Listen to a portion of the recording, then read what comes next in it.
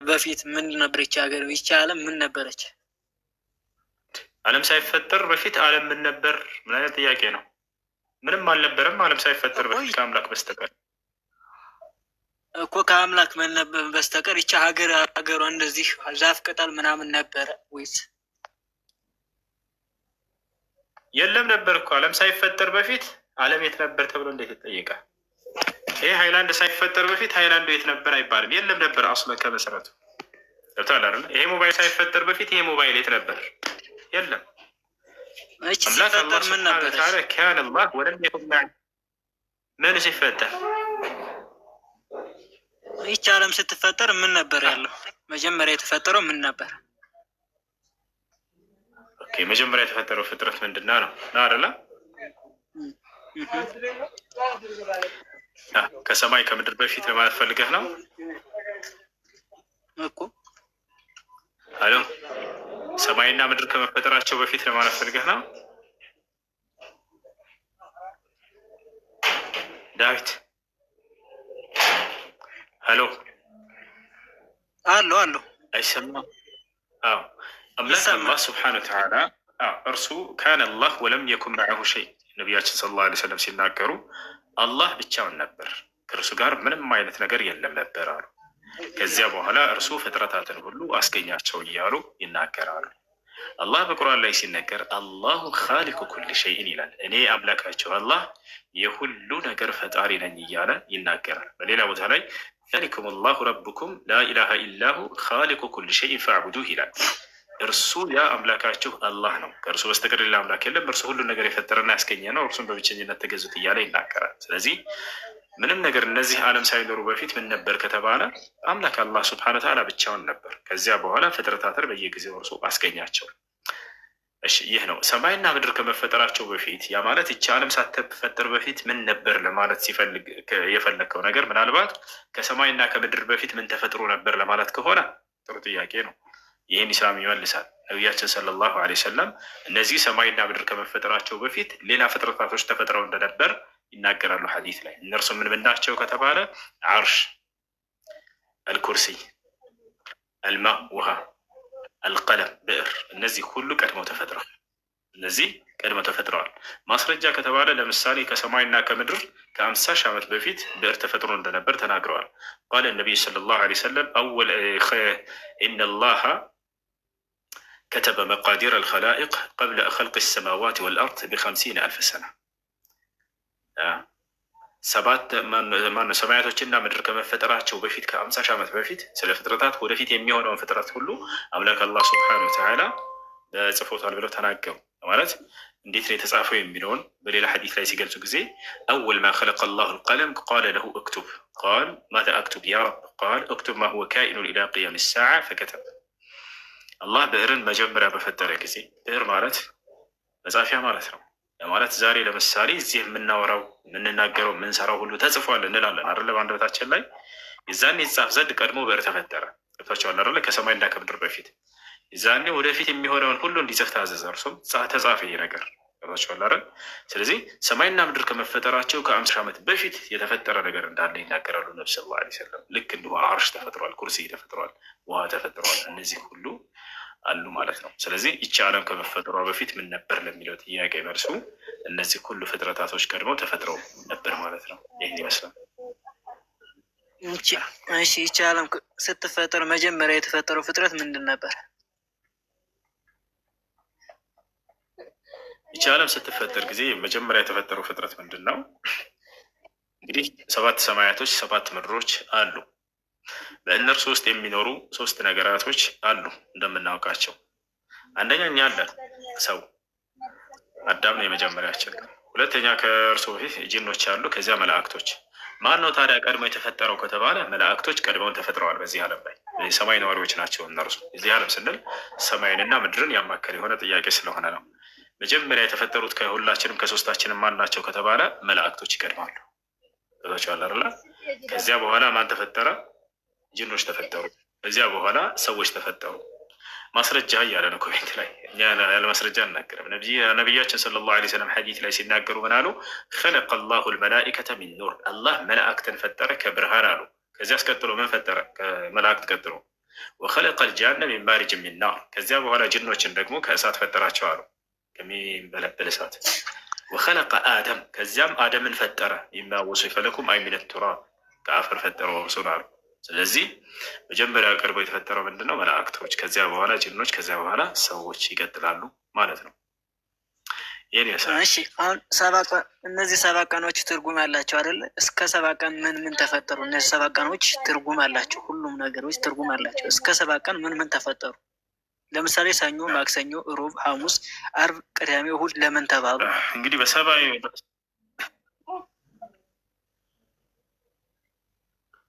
በጣም ጥሩ። እነዚህን ሁሉ ስሞች እንዴት ዛሬ ልናውቃቸው እንዴት ለምን ተሰይሙ? በዚህ ዛሬ ላይ ራሱ ዓለም ላይ የምንግባባቸው ነገራቶች ዓለም ላይ ለምሳሌ ኢትዮጵያ ላይ ብቻ አይደለም አይደለ? አስተውላችኋል? ሰኞ፣ ማክሰኞ፣ ሮብ፣ ሐሙስ በሁሉም ዓለም አለ ይሄ ስያሜ። ከብትን ለምሳሌ ከብት የሚለውን ስያሜ እኛ ከብት እንለዋለን አይደለ? አዎ። በፈረንጆችም ጋር በአረቦችም ጋር ስትሄዱ እንዳለ ስማቸው አንድ አይነት ነው። ፍየል ፍየል ተብላ ትጠራለች። በየራሳቸው ቋንቋ የተለያየ ቃላት ቢሆንም ማለት ነው። ገብቶሃል አይደለ? እኛ ፍየል እንላለን። ወደ አረቡ ስትሄድ ደግሞ ወደዚያ ገነም ይላሉ። ወደ እንትኖቹ ደግሞ ወደ ነጮች ጋር ስትሄድ ጎት ሊሉ ይችላሉ። ልክ እንዲህ የተለያዩ ሆነው ነገር ግን ስማቸው አንድ ነው። ዶሮ ዶሮ እንላለን። ገብቶሃል አይደለ? ከዛሊክ ልክ እንዲሁ በሁሉም ዓለም ዶሮ እንደሆነች ይታወቃል ስሟ። ይሄን ሚስጥሩን የሚናገረው ኢስላም ነው። የሚገርማቸው ኢስላም ይናገራል። ለምንድን ነው አንድ አይነት ስሞች ይዘው የምናየው በዓለም ላይ? ራሳችን ጠይቃችሁ ታውቃላችሁ? ገና ቁርአንን ስትከፍቱ ጊዜ ስለዚህ ነገር ያነሳላችኋል። ወዐለመ አደመን አስማአ ኩለሃ ይላል አላህ። የፍጥረታትን ሁሉ ስም ለአዳም አሳወቀው አላህ አስተማረው ይላል። ثم عرضهم على الملائكة فقال أنبئوني بأسماء هؤلاء إن كنتم صادقين። አዳም የመጀመሪያው ሰው ይሄን እንዲያውቅ ተደረገ። በፍጥረት በአዳም ልጆች ላይ ሁሉ ይሄ ነገር እንዲያውቁ አደረገ አምላክ አላህ ሱብሓነሁ ወተዓላ። በተፈጥሯችን እንድናውቃቸው አድርጓል። አያቸው አይደለ? መጀመሪያ ግን እነዚህን ነገራቶች ሁሉ የፍጥረትን ሁሉ ስም ያሳወቀው ለእርሱ ነው። ሰኞ ሰኞ እንደሆነች፣ ማክሰኞ ማክሰኞ እንደሆነች፣ ሮብ እንደሆነች፣ ሐሙስ ሐሙስ እንደሆነች የነገራቶችንም ሁሉ ስሞች ለአዳም አሳወቅኩት ይላል አላህ ሱብሓነሁ ወተዓላ። ይሄ ነው። እሺ በመጀመሪያ መላእክትን ፈጠረ ብላል። እሺ ማክሰኞ ቀን አሁን በየሳምንቱ 7ቱን ቀን በእኛ በእግዚአብሔር በ7ቱም ቀን የተፈጠረ ፍጥረት አለ። ስለዚህ ማክሰኞ ቀን ምን ተፈጠረ? ሮብ ምን ተፈጠረ? ሐሙስ ምን እንደተፈጠረ ትነግረኛለህ? እሺ አላህ ስብሐነሁ ወተዓላ ይህ ሐዲስ አለ ሰሒህ ሙስሊም ላይ ምን እንደተፈጠረ ወኢን ካነ ፊህ መቃል ሊበዕድ አህሊ ልዕልም በማስረጃ እያወጣ ላሳይሃለሁ።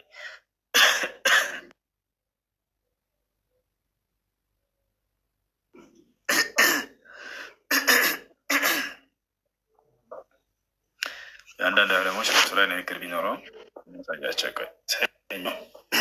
ማክሰኞን ተፈጠረ የሚለውን ተኽሪጅ ሐዲስ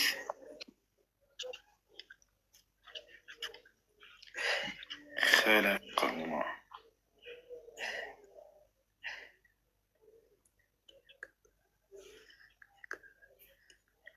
እሺ አዳም መቼ ቀን የተፈጠረው ይላል መጽሐፍ ቅዱስ ዳዊት? እሺ አዳም መቼ ቀን የተፈጠረው? ይህን መጽሐፍ ቅዱስ ይናገራል። ይህን እኮ ለማወቅ መሰለኝ የገባሁት። ችግር የለውም እኔ እነግርሃለሁ። እሺ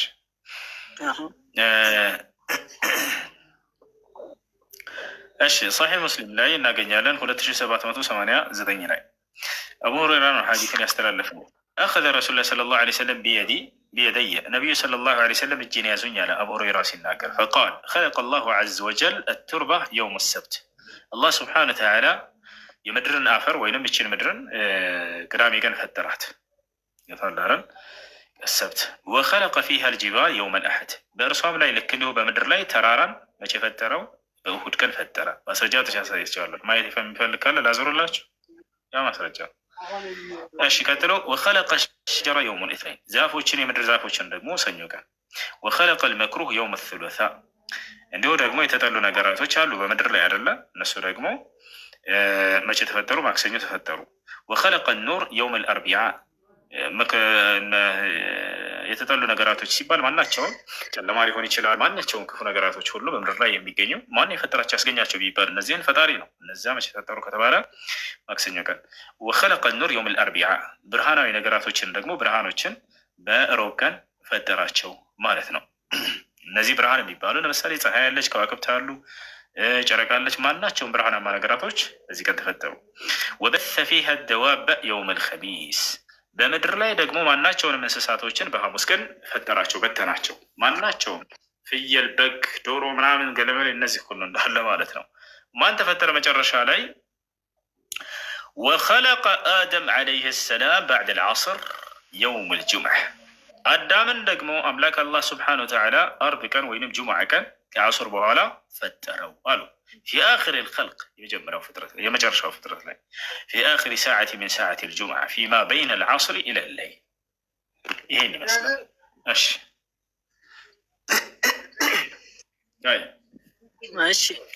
እሺ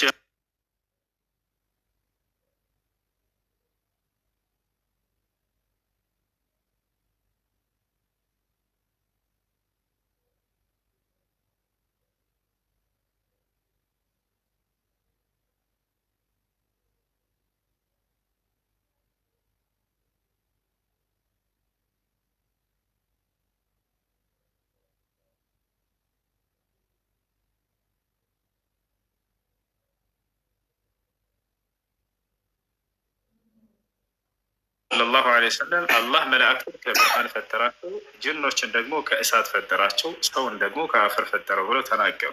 ታቻላለን። ስለዚህ ያ ነው። አሁን እሱ የፈለገው ምንድን ነው ግን? ቁጥራቸውን ነው። ወይም ማን ነው መጀመሪያ የተፈጠረው ነው። ቁጥራቸው ይሄን ያክል ነው የመላእክቶች ተብሎ አልተነገረም። ነገር ግን በሰባቱም ሰማያት የመላእክ መኖሪያ እንደሆነ ተነግሮናል። ወመን ዒንደሁ ላ የስተክቢሩን ዐን ዒባደቲህ ይላል። ከእኔ ዘንድ በሰማይ የሚኖሩ መላእክቶች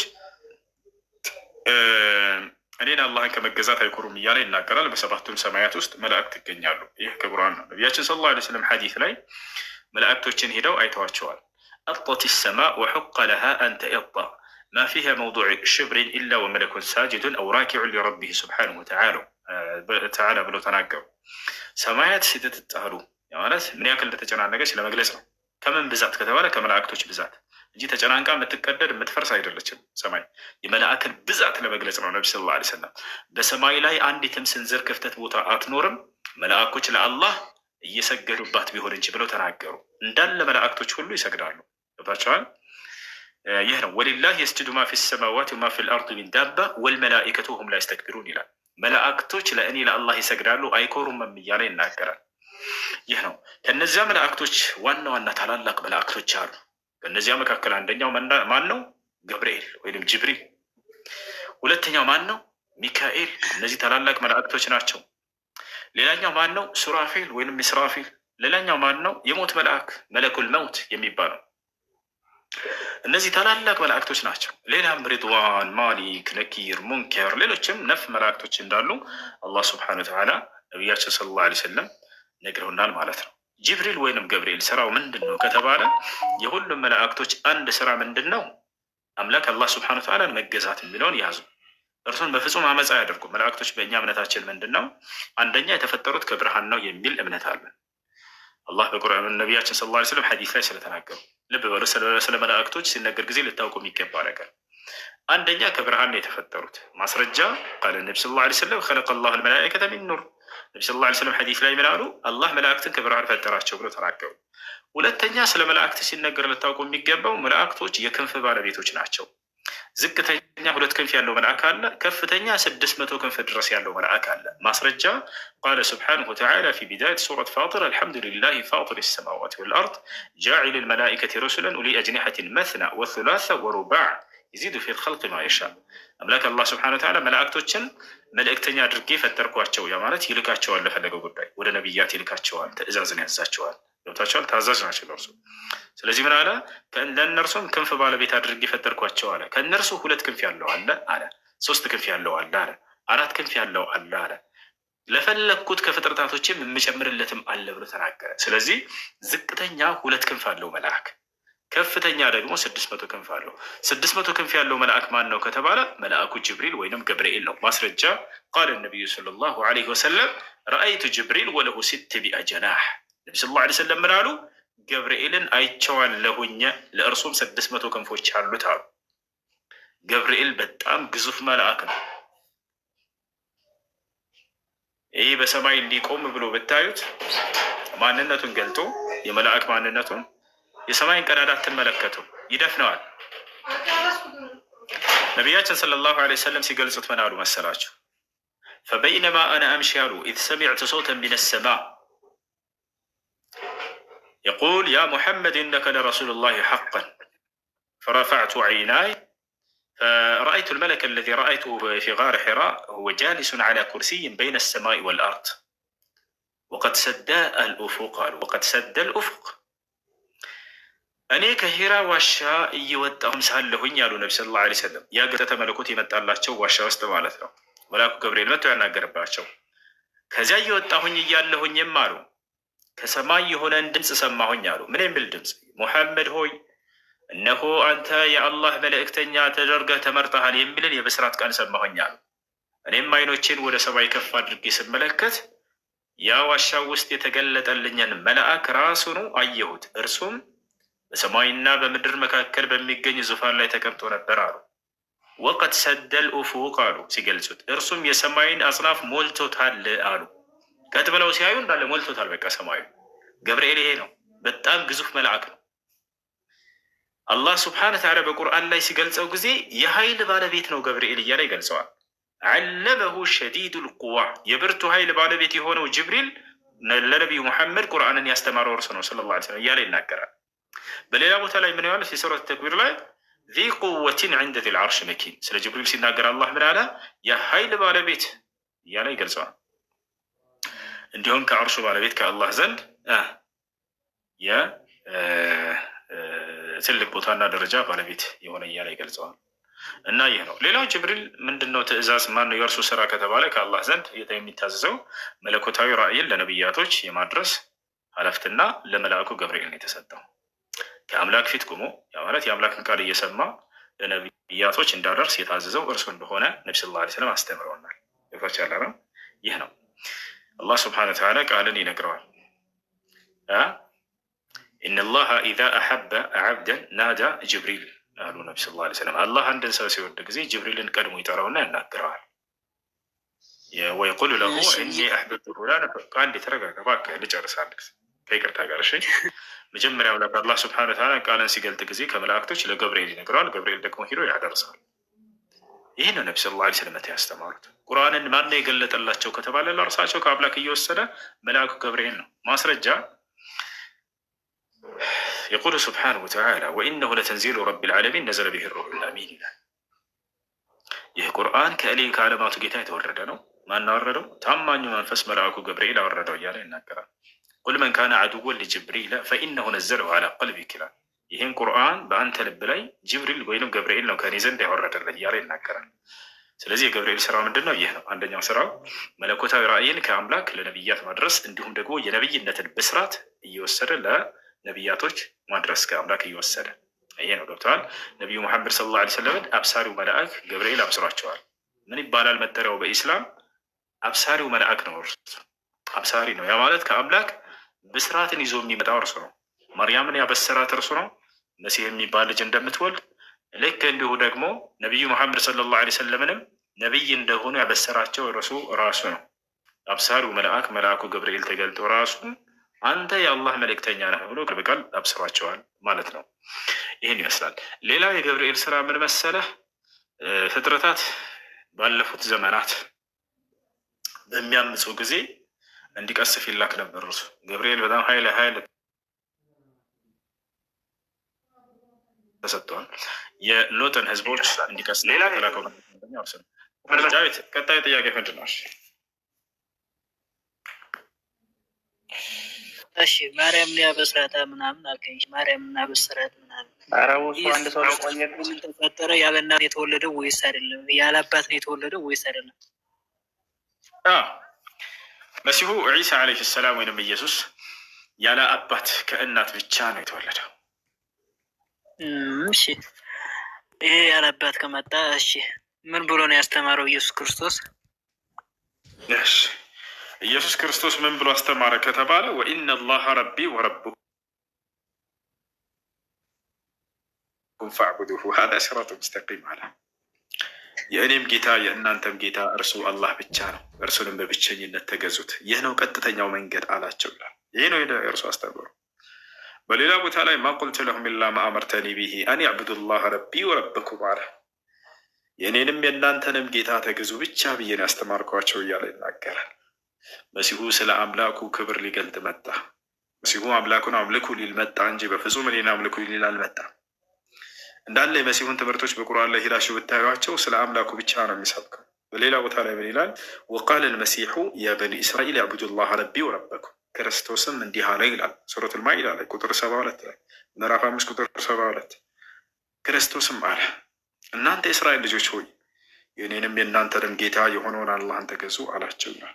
ይሄን ያስተማረው። እሺ እንደዛ ከሆነ ለምን እኛ እንዴት እሱ ያስተማረን እኛ ወደ ሌላ እንዴት ልንገለብጠው እንችላለን? በጣም ጥሩ። ስለዚህ ክርስቲያኖች ገለበጡት። ምን አደረጉ? አይ አንተ ራስህ አምላክ ነህ አላቸው። በጣም ጥሩ። ወላሂ ላዝም ገለበጡት። ምን አደረጉ? እርሱ አምላኬን አምልኩ እያለ አይ አንተ ራስህ አምላክ ነህ እናመልክሃለን። አምልኩኝ ብሏቸዋል ወይ? ላ በፍጹም አላለም። እስካሁን ድረስ መጽሐፍ ቅዱስ ላይ ራሱ እንደ አምልኩኝ ያለበት ቦታ የለም።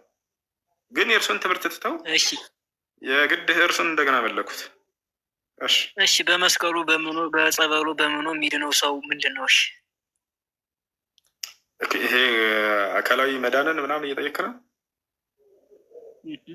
በጣም ጥሩ ጥያቄ። ሰዎች ሄደው ለምሳሌ በመስቀል ሊፈወሱ ዳን ሊሉ ይችላሉ። በነገራችን ላይ የማንኛውም እምነት ባለቤት ይሄ ነገር አለው። ሂንዱይዝሞች ጋር ብትሄድ አይጥ የሚያመልኩ ማለት ነው፣ ወይም ከብት የሚያመልኩ ወይም ዝሆን የሚያመልኩ አሉ። ነፍ እንስሳቶችን የሚያመልኩ ሂንዱይዝሞች። የሚገርማችሁ በቪዲዮ ብታዩ ከከብትን የመለኮታዊ ኃይል ተገልጦባታል ብለው የሚያምኑ አሉ ሂንዱይዝሞች። አይደለም ስለ ከብት ስለምን ሰላም ሳይሆን ስለመፈወስ አንዴ ላውራ እና ከዚያ ስለ እርሱ እመጣለሁ። ስለዚህ የእምነት ባለቤት ሁሉ ጋር ብትሄዱ ይሄ ነገር ይታመናል። ከዚች ከከብቷ የሚወጣውን ሽንት እንትን እያሉ እየጠበቁ ወላሂ ላዚም በዚያ ሲታጠቡ ሁሉ ታያላችሁ። ግራቸው መመልከት ትችላላችሁ።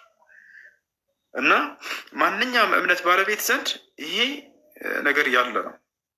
ነገር ግን ማን ነው የሚፈውሳቸው የሚለውን ስንመጣ ጊዜ ወላሂ አምላካችን አላህ ሱብሓነሁ ወተዓላ ነው የሚፈውሳቸው የሁሉንም ፍጥረት። አላህ ይህም በቁርአን ላይ ሲናገር ምን ይላል? ያመኑትም ያላመኑትንም ምድራዊ ጸጋን አልከለክልም ብሎ ተናግሯል፣ ወስኗል። በቃ አብርሃም መካ ሄዶ ካዕባን እንዲሰራ በታዘዘ ጊዜ ከሰራ በኋላ ጠየቀ አላህን። ወኢዝ ቃለ ኢብራሂም ረቢ ጅዐል ሃዛ በለደን አሚና ወርዙቅ አህለሁ ሚነ ሰመራት መን አመነ ሚንሁም ቢላሂ ወልየውሚል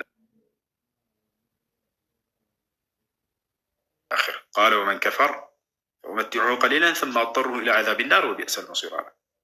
አብርሃም ካዕባን እንትን እየሰራ እያለ ምን አለ? ረቢ ጅዐል ሃዛ በለደን አሚና አለ።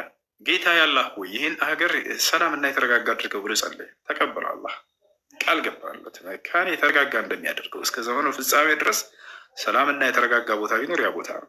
ገባቸዋል። እስከ ዘመኑ ፍጻሜ ድረስ ሰላም አድርገው እንዳይነካ ቦታ ብሎ አብርሃም ጸለየ። ተመልከቱ፣ ካዕባ ከዚያን ጊዜ ጀምሮ እስካሁን ድረስ ሰላም ነው፣ ሰላም ነው፣ አልፈረሰም። እስከ ዘመኑ ፍጻሜ ድረስም ሰላም ሆኖ ይቆያል አሉ ነቢ ሰለላሁ ዐለይሂ ወሰለም። አይፈርስም ካዕባ።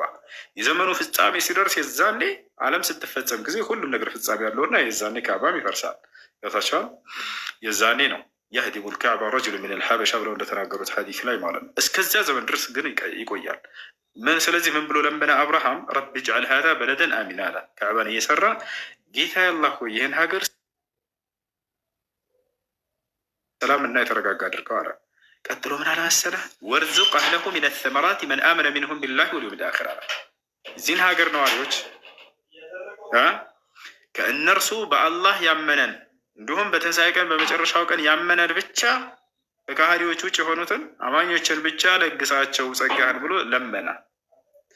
አላህ እዚህ ቦታ ላይ አስቆመው አብርሃምን። ቃለ ወመን ከፈር አብርሃም ሆይ እዚህ በምድራዊ ህይወትማ ያመኑትን ብቻ ሳይሆን የካዱትንም እለግሳቸዋለሁ ምድራዊ ጸጋን፣ ችግር የለውም አለ። ያሰለ ማንም ያበላችሁ ብትክዱትም እርሱ አምላካቸው አላህ ሱብሓነሁ ወተዓላ የካዱኝንም አበላቸዋለሁ፣ ችግር የለውም አብርሃም እርሱ። ስለዚህ ስለ ምድራዊ ጸጋ ነው። ላመኑት ብቻ ብለህ አትጠይቀኝ አለው። ላመኑት ብቻ ቢል ኖሮ አምላክ አላህ ስብሐነሁ ወተዓላ አንዲትም ከሃዲ ምድር ላይ አይኖራትም ነበር። ያለ እርሱ ጸጋ ማንም ይኖር የለም። ለዚህ ነው አብርሃም ምን አለ? በሚታመም ጊዜ ማን እንደሚፈውሰው ሲናገር ምን አለ? ሱረት ሹዓራ ላይ ወኢዛ መሪጡ ፈሁወ የሽፊን አለ። በምታመም ጊዜ እርሱ አምላክ አላህ ነው የሚፈውሰኝ አለ። ማን ነው ሰዎችን የሚፈውሳቸው? አምላክ አላህ ስብሐነሁ ወተዓላ።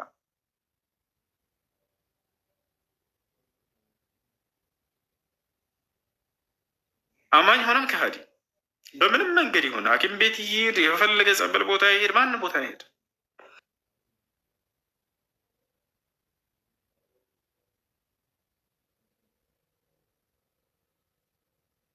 ያ የፈጠራቸው አምላካቸው እንጂ ሊፈውሳቸው የሚችለው ሌላ ማንም አይደለም። እርሱ ህይወትን እንደሰጣቸው እየካዱት እርሱ እንደሚያበላቸው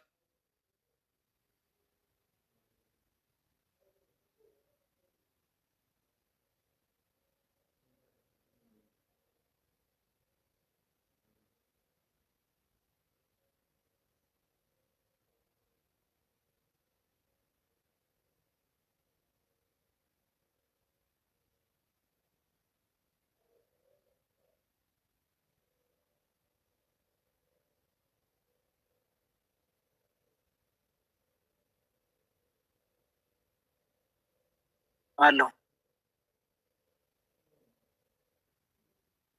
አብሽር። እሺ በቃ ስለዚህ ከላይ ያሉ ክርስቲያኖችን እንዴት እንስጣቸው? ባትሪ እንትን ሲልልህ መተመቀጠል ይችላል። አንድ ይቺ የመጨረሻ ልጅ ዋራኔ ልጠይቅ እንዴ? እሺ ጠይቅሽ። አንድ ጥያቄ ነበረኝ። እሺ ጥያቄ። እሺ እኔ ሙስሊም ነኝ። ኢንተርናሽናል ሆቴል ነው የምሰራው እና እስከ 1-5 ዓመት ሆኖኛል ስራ ከጀመርኩኝ እና ኢንተርናሽናል ሆቴል ነው የምሰራው። ስጋ መብላት ይቻላል ወይ? እስከዛሬ አልበላሁም። ያው ጥያቄ በደንብ የሚመልስልኝ ሰው እየፈለግኩ ነበረ። አንዴ ይቻላል ይላል፣ አንዱ አይቻልም ይላል። ስለዚህ አንተ መጠየቅ ስላስፈለገ ስጋ የኢንተርናሽናል ሆቴል ላይ መብላት ይቻላል ወይንስ አይቻልም?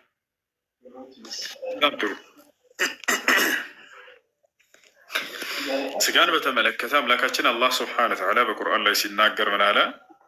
ፈኩሉ ሚማ ذكر اسم الله عليه إن كنتم بآياته مؤمنين አለ። ወላ ተእኩሉ ሚማ ለም يذكر اسم الله عليه وإنه لفسق አለ። ባጭሩ ስለ ስጋ ሲናገር በእርሱ ላይ የአላህ ስም ተወስቶበት የታረደ ከሆነ ብሎ አለ። እንዲሁም ደግሞ በእርሱ ላይ የአላህ ስም ያልተወሳበት ከሆነ እንዳትበሉ ብሎ ተናገረ። ይህን ይመስላል። ስለዚህ ቢስሚላህ ወይም በአላህ ስም ተብሎ የታረደ ከሆነ እንበላለን። ከአላህ ስም ውጭ በሌላ ስም ቢታረድ ግን አይቻልም፣ አይበላም። እሺ አመሰግናለሁ።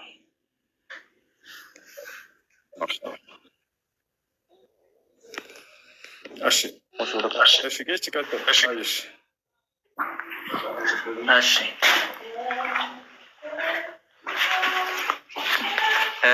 የእኔ ጥያቄ አሁን አንተ መንፈሳዊ ትምህርት ወይ ደግሞ ሃይማኖታዊ ትምህርት እያስተማርክ ነው እና ፐርፐዙ ምንድን ነው? አላማው ምንድን ነው?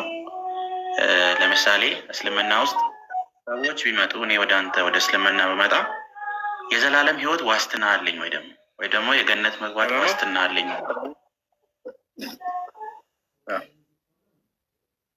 የኔ ጥያቄ ይሄ ነው። በደንብ አለ። ለእርሱ ነው እኮ እያስተማርን ያለ። በጣም ጥሩ። አላማው ምንድን ነው? አላማው የፈጠራቸውን አምላካቸውን አላህን ማስተዋወቅ ነው። ነቢያቶችም አላማቸው ይኸው ነበር። የፈጠረንን አምላካችንን አላህን እንድናውቅ ዘንድ ነው ያደረጉት ነቢያት። አምላክ አላህ ስብሐነሁ ወተዓላ ምን ይላል? ወማ ኸለቅቱል ጂነ ወልኢንሰ ኢላ ሊያዕቡዱን አለ።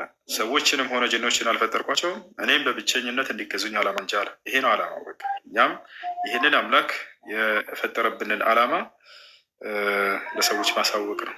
ወደ አምላካቸው ሰዎችን መምራት ነው። ይሄ ነው ነቢያችን ማነው አላህ ስብሐነሁ ወተዓላ በሱረቱ ነሕል ላይ ሲናገር ምን ይላል?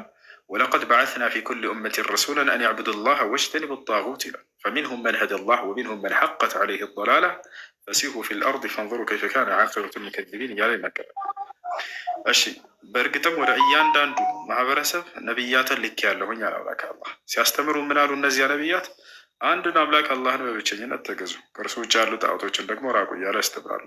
ስለዚህ ዓላማችን ምንድን ነው? እዚህ ቦታ ላይ ያን የፈጠረንን አንድና ብቸኛ የሆነው አምላካችንን ሁላችንም በአንድነት እንድንገዛ አምላክ አላህ ስብሐነ ወተዓላ እርሱን በብቸኝነት አምልከን በቀጣዩ ዓለምስ ምን እናገኛለን የሚለውንም ጠይቀሃል። አዎ አምላክ አላህ ቃል ገብቷል። ገነትን ታገኛላችሁ፣ የዘላለማዊ ህይወትንም ትወርሳላችሁ በእርሷ ውስጥ እያለ ተናግሯል። ማስረጃ የቁል ላህ ስብሐነሁ ወተዓላ ኢነ ለዚነ አመኑ ወዐሚሉ ሷሊሓት ለሁም ጀናቱ ነዒም ኻሊዲነ ፊሃ ወዕደ ላሂ ሐቃ ወሁወ ልዐዚዙ ልሐኪም አለ። አላህ ራሱ ቃል ሲገባ ምን አለ? እነዚያ በእኔ አምነው መልካምን የሰሩትን ለእነርሱ ገነትን አዘጋጅቼላቸዋለሁ፣ በእርሷም ውስጥ ለዘላለም ዘውታሪዎች ናቸው። ይህም የእኔ የአላህ ቃል እውነት ነው፣ እኔ አሸናፊና ጥበበኛ አምላካቸው ነኝ እያለ ይነግረናል። ራሱ በርካታ በተለይ ቃል ገብቷል። አለዚነ አመኑ ቢአያቲና ወካኑ ሙስሊሚን እድኹሉ ልጀና አለ። እነዚያ በአናቅጾች ያመኑና ሙስሊም የሆኑትን ገነትን ግቡላቸዋለሁ እያለ ይናገራል። ገብታችኋል? ነቢያችን ሰለላሁ ዐለይሂ ወሰለም ሰሓቦቻቸውን ከእነርሱ መካከል ታላቁን ሰሓባ ዑመር ብን አልኸጣብን ጠሩት። ቃለ ለሁ ያ ዑመር ብን አልኸጣብ ኢዝሀብ ወናዲ ፊ ናስ አነ ልጀነተ ላ የድኹሉሃ ኢላ ነፍሱ ሙስሊማ። አንተ ዑመር ሆይ ሂድና በሰዎች መካከል ተጣራ፣ ምን በልም እነሆ አላህ ማን ነው እነሆ ገነትን ሙስሊም ነፍስ እንጂ ሌላ ማንም አይገባባትም ብለህም አውጅ አሉት። ስለዚህ አላህ ስብሐነሁ ወተዓላ በቀጣዩ ዓለም ሙስሊም ብንሆን ምን አዘጋጅቶልናል ከተባለ ገነትን በእርሷ ላይ የዘላለማዊ ህይወትን ሊሰጠን ቃል ገብቶልናል። ይህን ይመስላል። ስለዚህ አንድ ሰው ሙስሊም ከሆነ እርግጠኛ ነው የዘላለም ህይወት ያገኛል? አሁ በደንብ አድርጎ በደንብ አድርጎ። እሺ አሁን አንተ እንደዛ ካልከኝ አሁን ብትሞት የት ምትገባ ይመስልሃል? አሁን ብትሞት እርግጠኛ ነኝ እስላም ስለሆንኩኝ የት ገባለሁ? አላህ ቃል በቃል በቁርአን ላይ ሙስሊም ከሆናችሁ ጀነትን ትገባላችሁ ብሎ ቃል ገብቶልናል። ላሳየህ ማስረጃ አውጥቼ ላሳየህ። ግን ነቢዩ መሐመድ ደግሞ እኔ እንኳን ገነት ልግባ ሲሆን ልግባ እርግጠኛ አይደለሁም ብሏል። አሁን አንተ የራከው የራስ ሀሳብ ነው ወይስ የት ጋ ነው እንደሱ ያሉት? ልብ በሉ። እርግጠኛ አይደለሁም ቦታውን ግን ነቢዩ መሐመድ እኔ እንኳን እርግጠኛ አይደለሁም ብሏል። አሁን አንተ ብትሞት እርግጠኛ ነኝ የዘላለም ህይወት አለክ? እንደሱ አላሉ። እርግጠኛ አይደለሁም አላሉ። ነቢያችን ሰለላሁ ዐለይሂ ወሰለም እርግጠኛ ናቸው። የገነትን በር ራሴ ነኝ የምከፍታት ብሎ ተናግረዋል። ገነትን መጀመሪያ የምገባት ራሴ ነኝ ብለው ተናግረዋል። እናንተም ኡመቶቼ ሙስሊሞች ገነት ናቸው ብለው ራሳቸው ተናግረዋል፣ አረጋግጠዋል። ማስረጃ ላሳይህ። አይደለም ገነት መግባት፣ ገነት በእርሳቸው እጅ ነው የሚከፈተው። ቃል በቃል ምን አሉ? አቲ ኢላ ባብል ጀነቲ ፈአስተፍቲሕ አሉ። የትንሣኤ ቀን ወደ ገነት በር ሄዳለሁ እኔም ራሴ ነኝ የማስከፍታት ብሎ ተናገሩ። የዛኔ ማን ነው የሚያስከፍተው? ከነቢያቶች ይጠይቃሉ። አዳም አስከፍትልን ገነትን ይባላል። እኔ አልችልም ወደ ኖህ ጋር ሂዱ ይላል። ኖህ አስከፍትልን ገነት ይሉን ተለማኞች። እኔ አልችልም ወደ አብርሃም ጋር ሂዱ ይላቸዋል። አብርሃምን ሰዎች አማኞች ገነትን አስከፍትልን ይሉታል። እኔ አልችልም ወደ ሙሴ ጋር ሂዱ ይላቸዋል። ሙሴን አስከፍትልን ገነትን ይሉታል። እኔ አልችልም ወደ መሲሁ ወደ ክርስቶስ ወደ መሲሁ ጋር ሂዱ ይላቸዋል። መሲሁን አስከፍትልን ሲሉት እኔ አልችልም ወደ ሙሐመድ ጋር ሂዱ አይደለም የሚለው፣ እኔ አልችልም ወደ ሙሐመድ ሰለላሁ ዐለይሂ ወሰለም ጋር ሂዱ ነው የሚለው። በስማቸው ብቻ አይጠራቸውም ሁላ። ወደ ሙሐመድ ሰለላሁ ዐለይሂ ወሰለም ጋር ሂዱ፣ እርሱ ነው ገነትን የሚያስከፍታት ዛሬ ብሎ ይነግራቸዋል። ከዚያ ምን አሉ? አቲ ኢላ ባብል ጀነቲ ፈአስተፍቲሕ፣ እኔም ወደ ገነት በር ሄድና አስከፍታታለሁ ብሎ ተናገሩ። ገብቷል? ነቢያችን ሰለላሁ ዐለይሂ ወሰለም ናቸው የገነትን በር የሚያስከፍቱት። እናንተስ ገነት እንደምትገቡ ነግረዋችኋል ወይ? አዎ ደብ እናድርገው። ቃል ነቢ ሰለላሁ ዐለይሂ ወሰለም ነሕኑ ልአኺሩን አሳቢቁን አሉ። ሐዲስ ላይ ምን አሉ? እኛ ኋለኞቹና ፊተኞቹ ነን አሉ። ምን ማለት ነው? መጽሐፍ ቅዱስ ላይ አስተውለህ ኢየሱስ ክርስቶስ ነቢዩ መሐመድ ምን አለ? እርግጠኛ አይደለሁም ለምን? የቱ ጋ ነው እርግጠኛ አይደለሁም ያሉት? ማስረጃ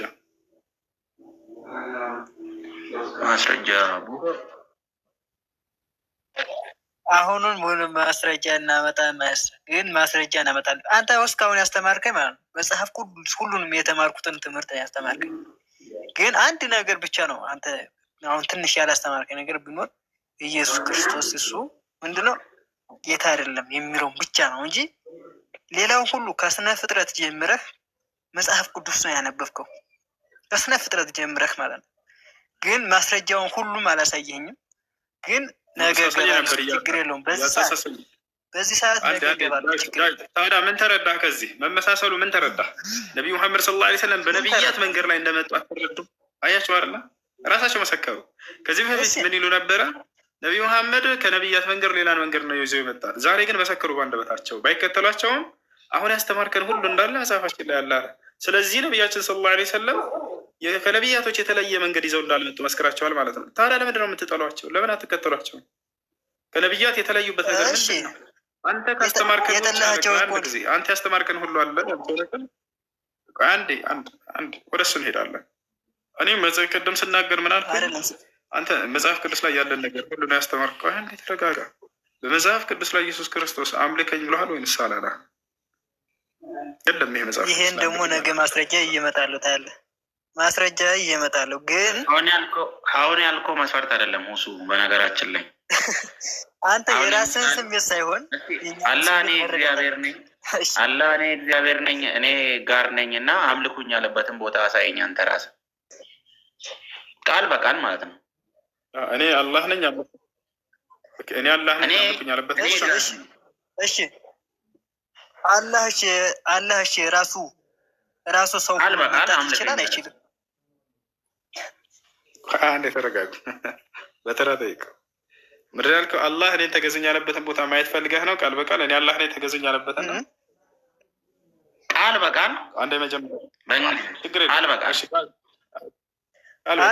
እኔ አላህ ነኝ እኔን ተገዝኝ ያለበትን ላሳይሽ፣ ችግር የለውም። እሺ ተገዙኝ ሳይሆን አምልኩኝ ያለበትን ቃል በቃል ተገዝኝ እና ላሳይ። ምን አለ መሰለህ ቃል በቃል ንገረኝ። ቃል በቃል ማለት ነው እኮ። ተረጋጉ፣ ልናሳያቸው ነው። አንዴ ለከአላህ ስብሓነ ወተዓላ እኔ ብቻ ተገዝኝ ያለበትን ቦታ እናሳያቸው። እሺ አብክራ እናሳያቸው። ሱራ ጣሃ ቁጥር 14 ላይ ሌላ ነው ተሳያቸው።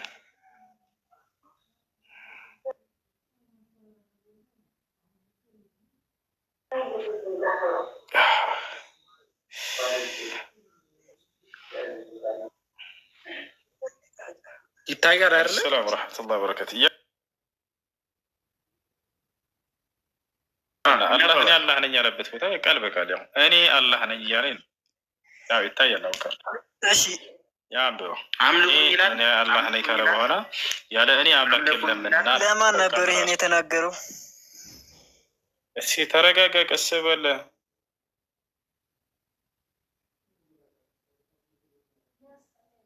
እስኪ ቀስ በል እባክህ።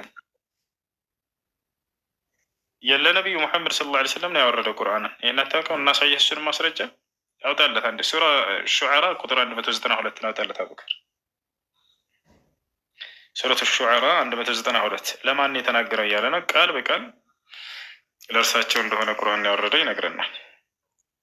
ችግር የለውም። እሱም እናምናለን። ቃል በቃል አላህ እኔ ጋር ነኝ እና አምልኩኝ ያለበትን ቦታ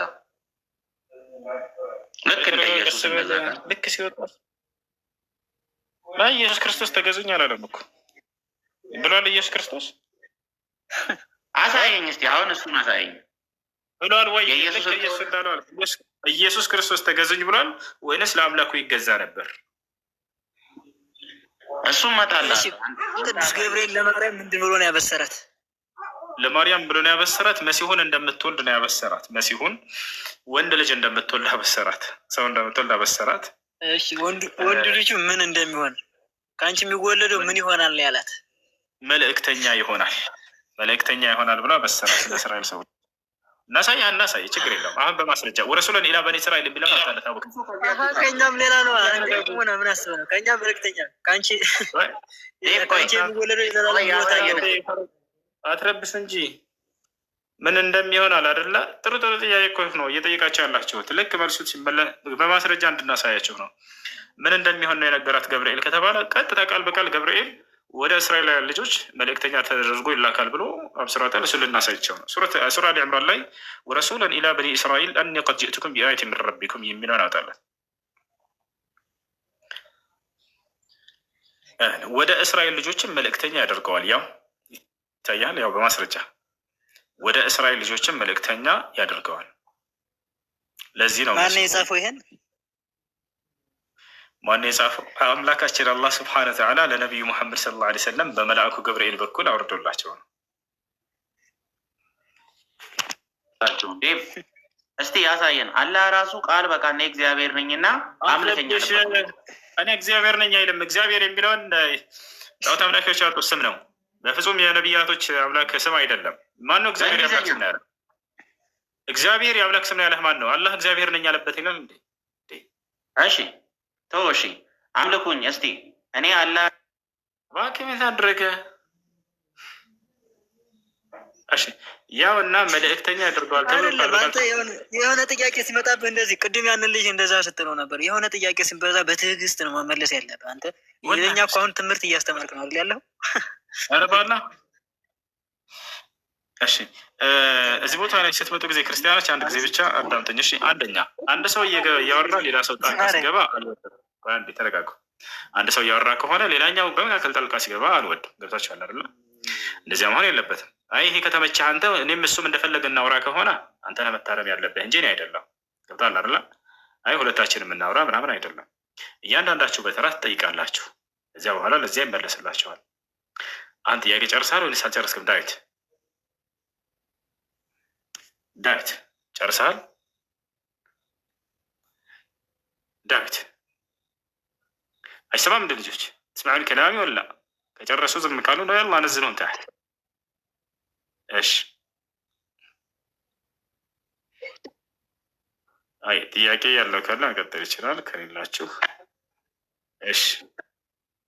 ሙሱ ይህንን ጥያቄ አልመለስኩም። እስቲ አሳየኝ እስቲ። እሺ እሺ። ጥያቄ እንድገባ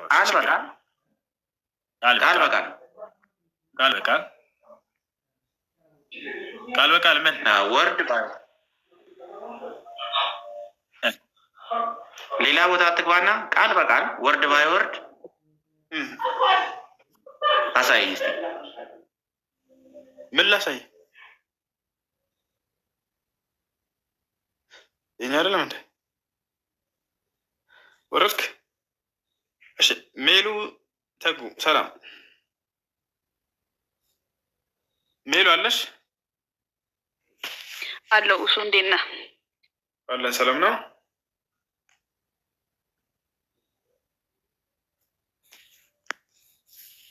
እሺ ሜሉ ጥያቄ አለሽ? አለን ይመስገን ሁሉ። አዎ ቅድም ገብርኤል ለማርያም ሲያበስራት ያልከው ጋር እኔ ኦርቶዶክስ ነኝና ስንማር ምን ይላል መሰለው እሱዬ ገብርኤል ለማርያም የዓለም መድኃኒት ትወልጃለሽ ብሏል በሚለው ነው እኛ የተማርን ያደግነው ማለት ነው።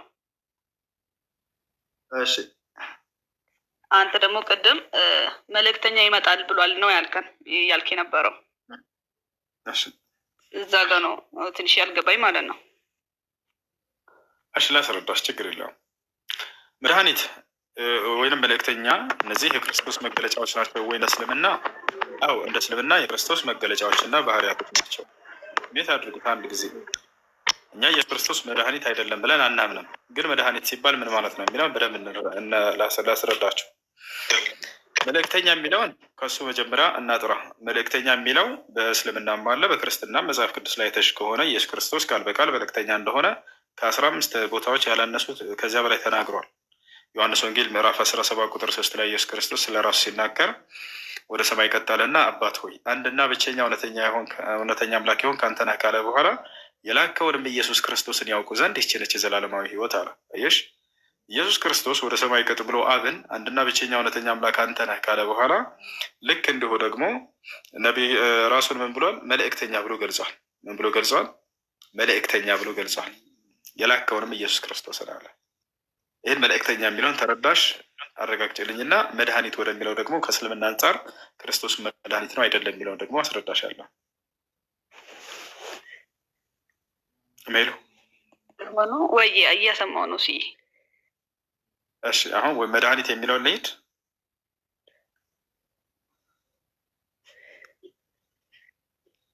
እሺ አምላክ ነው መሐመድ ነብይ ነው ተብሎ ነው የሚታመነው በእስልምና አይደል?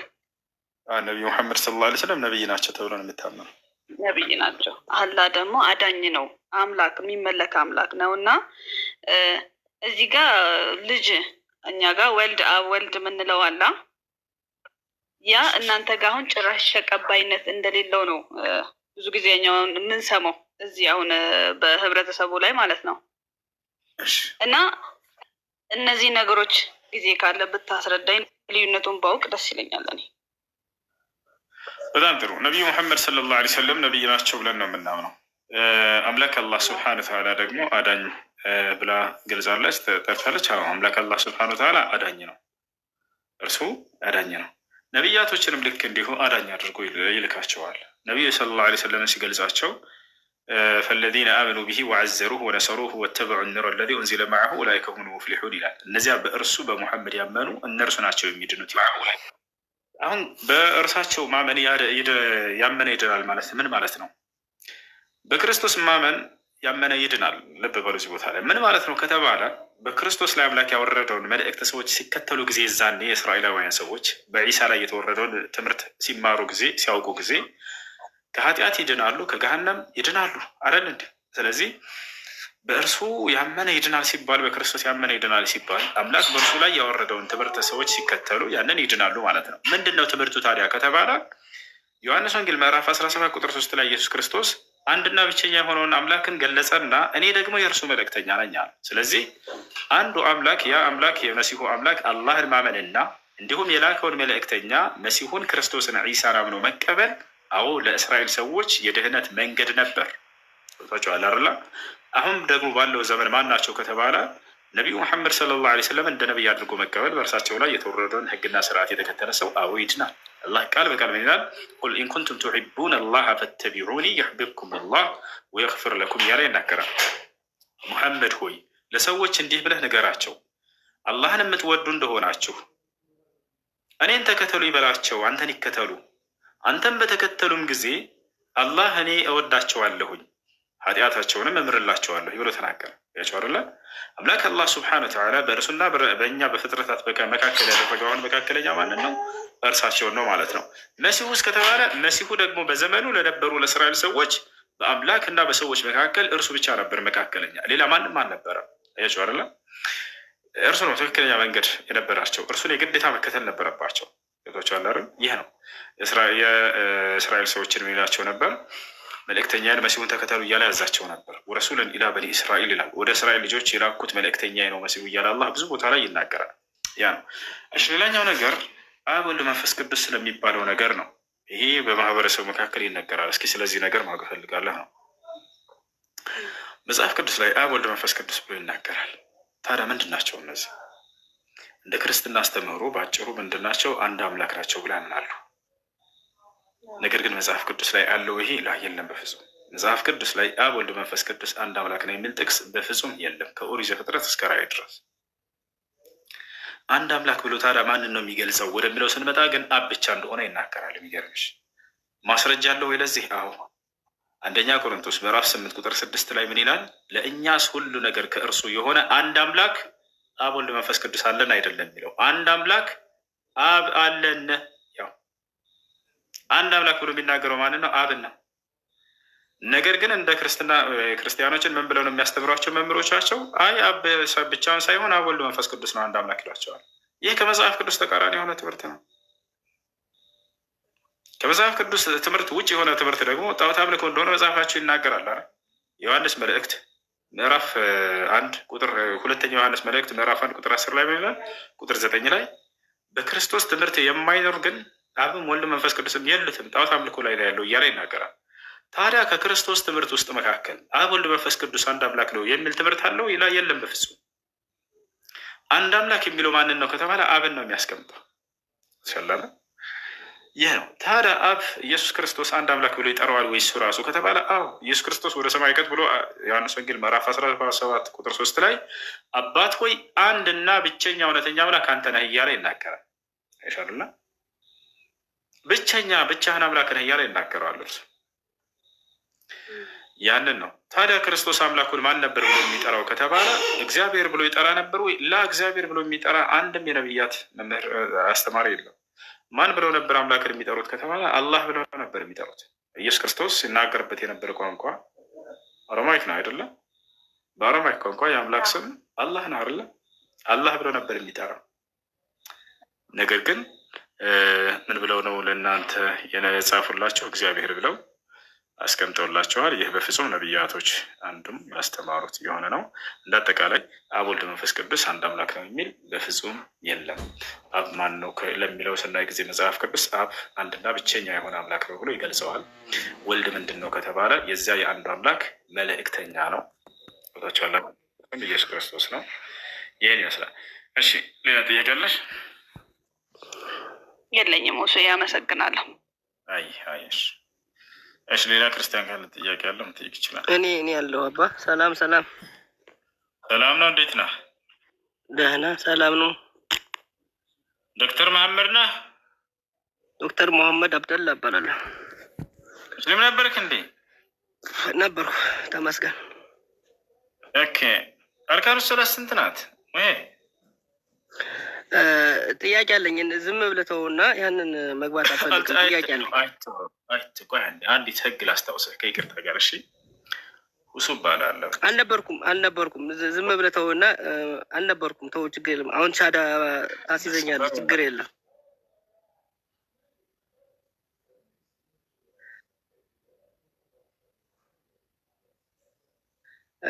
ጥያቄ ዶክተር ሞ አንድ ተለ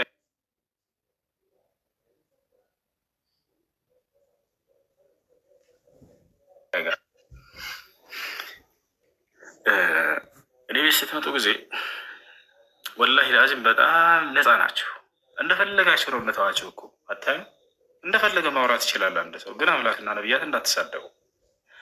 በጣም የምጠላው ነገር ምንድን ነው ግን ማጭበርበር፣ የሌለን ማንነት ይዞ መምጣት፣ ማስመሰል። በእኛ ዘንድ በሙስሊሞች ዘንድ ንፍቅና ይባላል። አላህ በጣም የሚጠላው ባህሪ። መናፍቆችን ከካህዲያን አዘቅጥ በታች ገሃነም ሊያስገባቸው ወስኗል። ለምን? በአስመሳይነታቸው። እኔ ሙስሊም ሆኜ በፍጹም እኔ ክርስቲያን ነኝ ብዬ በፍጹም ብቀርብ ከሃዲ ነኝ የሚባለው ከአላህ ዘንድ፣ ከትክክለኛው ከሃዲ ከሌላው ከሃዲ በላይ አስቀያሚ ማለት እኔ ነኝ። አላህ ዘንድ አይወድም እንዲህ አይነት አስመሳይ በእምነት ጉዳይ ላይ። አንተ ጋር ጣጣ ላይ ኖሮ ይችላል። ገብቶሃል አይደል?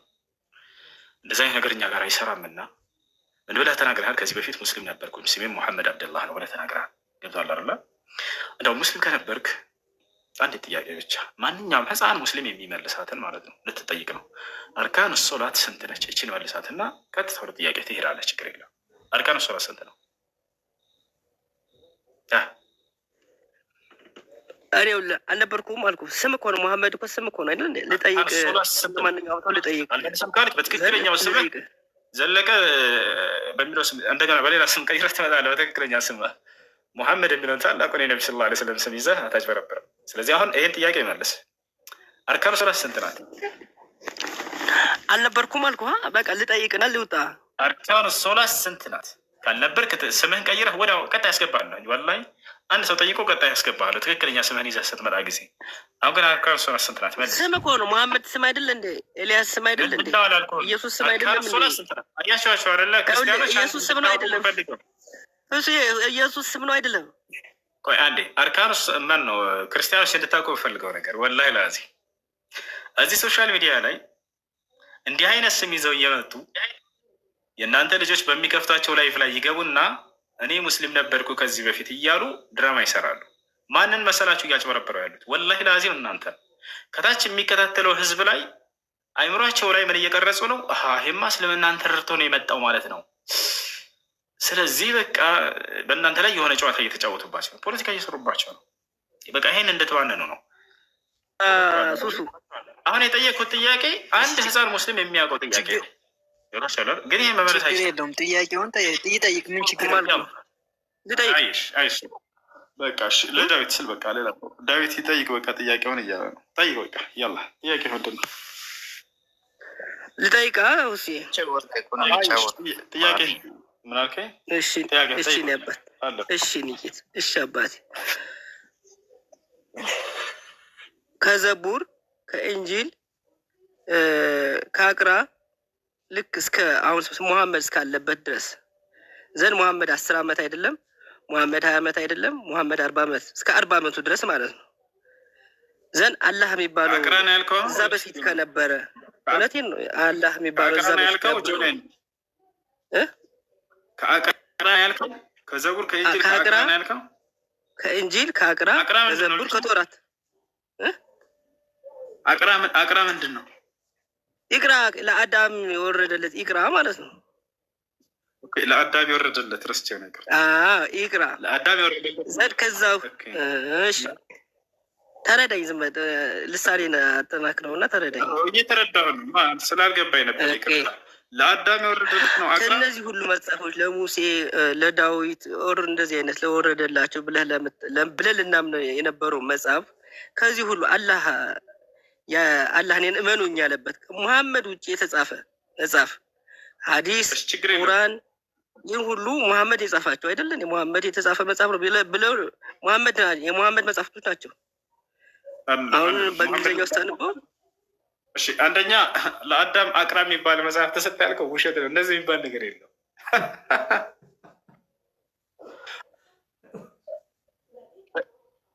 ኢቅራ የሚባል የወረደ ከቁርአን ምዕራፎች መካከል ማነው ሱራዎች መካከል አያዎች መካከል አንደኛው ነው ኢቅራ የሚለው። እሺ ለአዳም የወረደለት እንዲህ ነው ተብሎ ከየት ነው ያገኘው? ለአዳም የተወረደለት አላህ የሚባለው ይህ ሁሉ ለአደም ከወረደ ለሁሉ መጽሐፍ እስከ ሙሐመድ 40 ዓመቱ እስኪነግስ ድረስ አላህ የሚባለው እዛ በፊት ከነበረ አሳየኝ ነው ማስረጃውን። እንደዚህ አውጥተህ እሺ በጣም ጥሩ። ሐዲስ ውጪ ከሐዲስ ከሙሐመድ ከጻፋችሁ ከሐዲስ ከቁርአን ውጪ እሺ ችግር የለም። እሺ ነቢዩ ሙሐመድ ሰለላሁ ዐለይሂ ወሰለም ነቢይ ከመደረጋቸው በፊት አላህ የሚባለው አምላክ ይታወቅ ነበር ወይ ነው? እንግዲህ ነቢይ ሰለላሁ ዐለይሂ ወሰለም 40 ዓመት 40 ዓመታቸው ከመንገሳቸው በፊት እያለ ነው። የነቢዩ ሙሐመድ ሰለላሁ ዐለይሂ ወሰለም ስም ታውቀዋለህ? ከይቅርታ ጋር አንድ ቤት አናንሳው።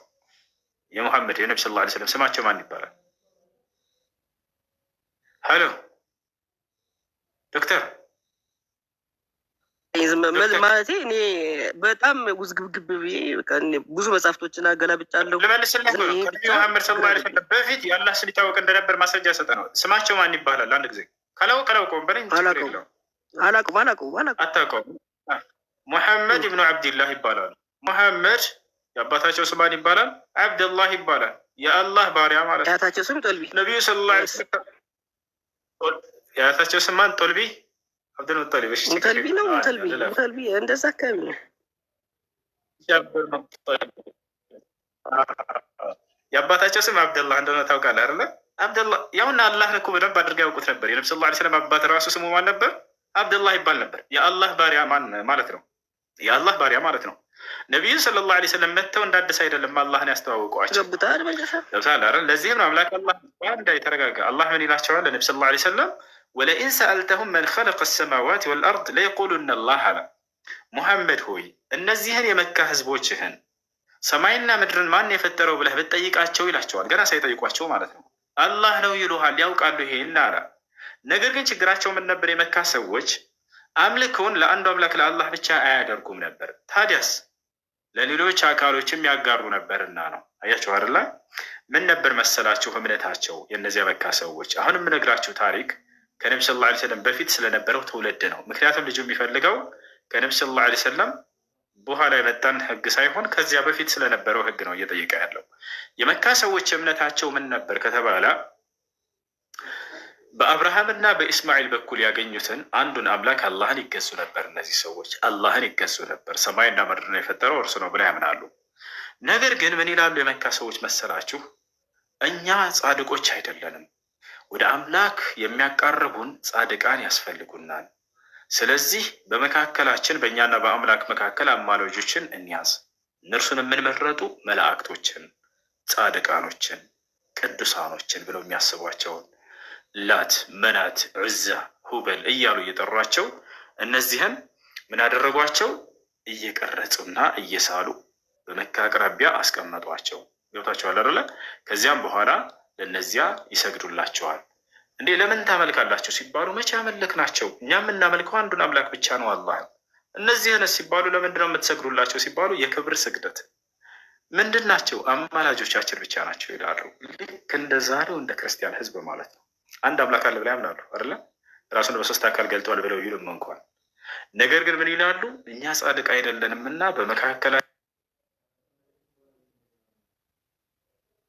በእኛና በአምላክ መካከል አማላጆች ያስፈልጉናል። ማንን? እነ ማርያምን፣ እነ ቅዱስ ገብርኤል፣ እነ ቅዱስ ሚካኤል ምናምን አደረጉና ምን አደረጉ? ለምን በራሳቸው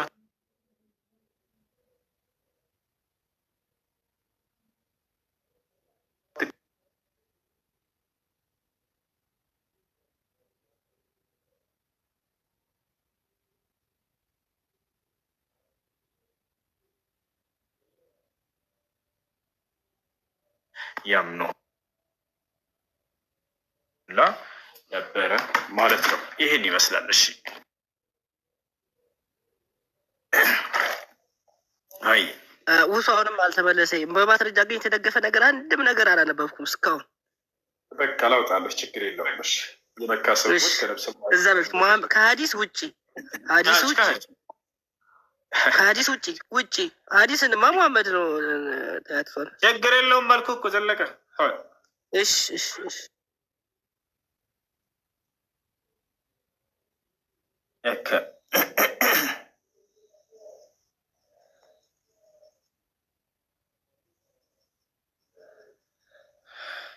የመካ ሰዎች ከአላህ ማን ነው? እሺ እዚህ ጋር መሄድ እንችላለን። ወደ አማርኛ ቀይርላችኋለሁ። እሺ ይህ ስለ መካ ሰዎች ነው። ወደ አማርኛ ቀይርላችሁ፣ ችግር የለውም። የመካ ሰዎች በአላህ ያምኑ ነበር ወይ? ነዓም፣ አዎ ያምኑ ነበር። መጽሐፉን አሳየኝ።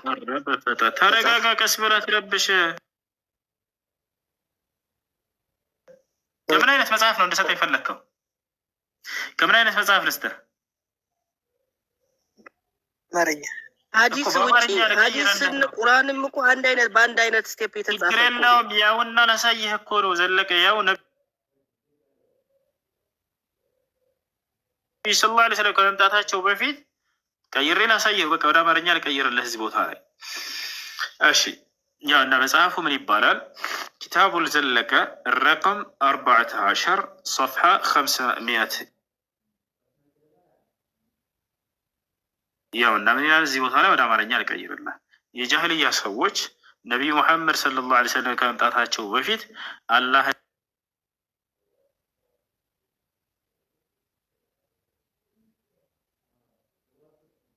ያውቁ ነበር ወይ? ያው እና ወደ አማርኛ ቀይሬ ላሳያችሁ። ነገር ግን ልብ በሉ፣ ወደ አማርኛ ስቀይርልህ አላህ የሚለውን እግዚአብሔር ብሎ ነው የሚቀይረው ጎግል።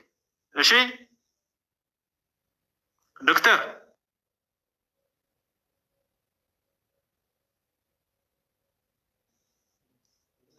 ዶክተር በኋላ እግዚአብሔርን የሰበኩት ብታሳይ መጽሐፉን አሳየኝ። እኔም እኮ ገብቻ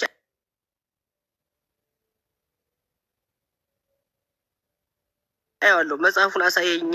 ያውና ላሳይህ ነው እዚህ ጋር ግላቡን አሳየኝ እና ላሳይህ ነው። العقيدة الإسلامية إلى الكتاب يا أركان الإيمان يا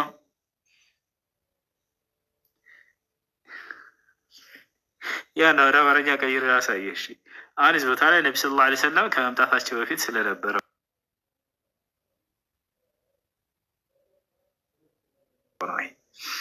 ያውና እግዚአብሔር ብሎ ነው የሚተረጉመን።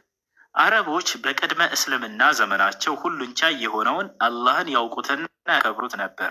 እርሱ ፈጣሪ ሰጪ፣ ህይወት ሰጪ እና ቅድመ እስልምና የሚለው ነቢዩ ሙሐመድ ሰለላሁ ዐለይሂ ወሰለም ከመምጣታቸው በፊት ለማለት ነው። አየህ አይደለ?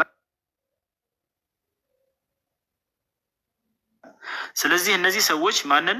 እርሱ ፈጣሪ እንደሆነ ያምኑ ነበር። ማን? አረቦች። እርሱ ፈጣሪ ሰጪ፣ ህይወት ሰጪ እና ሞትን ሰጪ መሆኑን ያምናሉ። ሆኖም ግን ጥመታቸው የመነጨው እንደ ጣዖታት፣ ድንጋዮች፣ ዛፎች ያሉ ሌሎችን ከእርሱ ጋር በማጋራት ሲሆን ቅድም እንደነገርኳቸው ማለት ነው። እነዚህም ከአላህ ጋር እንደሚያማልዱላቸው በማመን ነው። ቅድም እንደነገርኩ ራሱ ማለት ነው። ሁሉን የማይቻለው የሆነውን አምላክ እንዲህ ይላል። ሁሉን የማይቻል የሆነው አምላካቸው አላህ እንዲህ ይላል እያለ ነገር። ስለዚህ አንድ አምላክ አላህ ስብሐነ ወተዓላ እነዚህ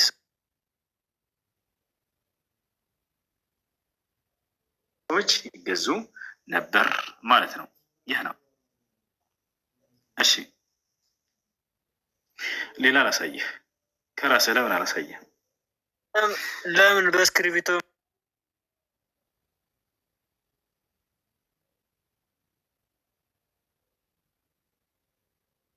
ምናምን ተጠቆረ? ችግር የለም።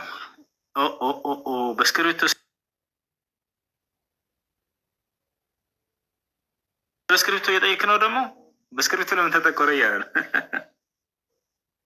ምን ይሻላቸዋል? ቆይ አንዴ ከወንጌላቶች ራሱን አሳይ። ኢየሱስ ክርስቶስ አምላኩን ማን ብሎ ነበር? ያሳያል እኮ አሁን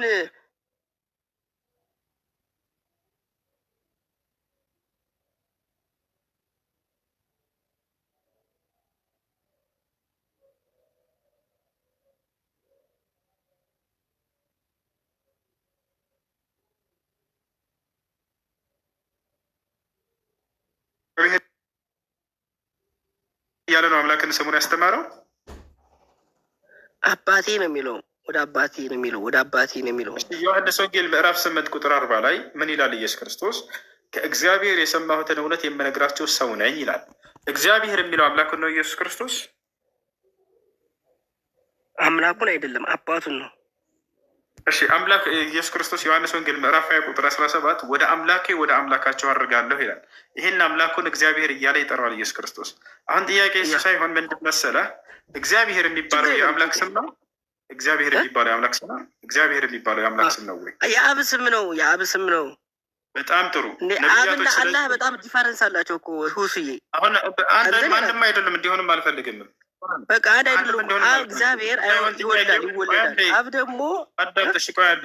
እኔ አባትና አጎት፣ አክስት፣ እናት ያለው አምላክ የለኝም። እሱን አንድ እንዲሆንም አልፈልግም። እሱ ሳይሆን ጥያቄ ምን መሰለህ? ነቢያቶች የአምላክን ስም እግዚአብሔር ብለው ነው ወይ ሲያስተምሩ የነበረው? ይሄ ነው ጥያቄው። ከኦሪት ዘፍጥረት እስከ ራዕይ ድረስ የአምላክን ስም ሂደን ስናይ እግዚአብሔር ይላል። በኦሪት ዘፍጥረት ምዕራፍ 1 ቁጥር 1 ምን ይላል? እግዚአብሔር በመጀመሪያ ሰማይና ምድርን ፈጠረ ይላል። ስለዚህ እግዚአብሔር የሚባለው የአምላክ ስም ነው ብለህ ነው አንተ የምታምነው? ነቢያቶች የሰበኩት የአምላክ ስም እግዚአብሔር የሚል ስም ነው? አዎ እኔ እግዚአብሔርን አምናለሁ። ያ አንተ ታምናለህ። የአማርኛው መጽሐፍ ቅዱስ ላይ ነው ግን እሱ እግዚአብሔር የሚለውን የምታገኘው። ኢየሱስ ክርስቶስ ሲናገርበት የነበረው ቋንቋ እኔ ሁሉንም አልባል ችግር የለም። እኔ ምንም የሚያስረዳ ከሆነ አሁኑኑ ሻዳ ይዛለሁ፣ አሁኑኑ ሙስሊም ሆናለሁ። ዘንድ ግን በፊት አሁን ውስዬ አሁን አዳምጠኝና እኮ እያዳመጥኩህ እኮ ነው ዶክተር። አንድ ጊዜ ወለ አንተ ምን አልከኝ? እግዚአብሔር የሚለውን ስም ነው የማውቀው አልከኝ። ነገር ግን ኢየሱስ ክርስቶስ ሲናገርበት በነበረ ቋንቋ አምላኩን እግዚአብሔር ብሎ ይጠራ ነበር ወይ? እንዴት መሰለ ሁሱ ከአንተ አላቅም። ገብቶሃል? አንተ የንጽጽር ተማሪ ትሆናለህ፣ እኛ ደግሞ የሆነ ትምህርት ቤት ተምረ ዘን ሁሱ ማሰብ ያለብህ ወደ አረቢኩ ስትሄድ አላህ ሊባል ይችላል። ዘን እንደዚህ ወደ ግብፅ ውስጥ ስትሄድ ምናምን አላህ ሊባል ይችላል። ዘን ይህንን አይ ለማየት ያለብህ ቅድም አንተ ወደ አብ ሄዳል ስትል አብ የኔ አብና ያንተ አላህ ሊለያይ ነው። አላህ በሰማይ ያለ አርሽ በላይ ያለ ከኩርሲ በላይ ያለ ከውሃ በላይ ያለ ነው። ስለሱ አይደለም ጥያቄ፣ ስለ ስም ስም ስለ አረቦች ሳይሆን አዳም ስለ አረቦች ያው የአረብ ክርስቲያኖች አምላክን አላህ ብለው ነው የሚጠሩት። ይሄን ታውቃለህ አይደለ ዶክተር? የአረብ ክርስቲያኖች አምላክን አላህ ብለው ነው የሚጠሩት፣ እንዲህ መስቀላቸውን አንጠልጥለው ማለት ነው። ይህን ታውቃለህ አይደለ?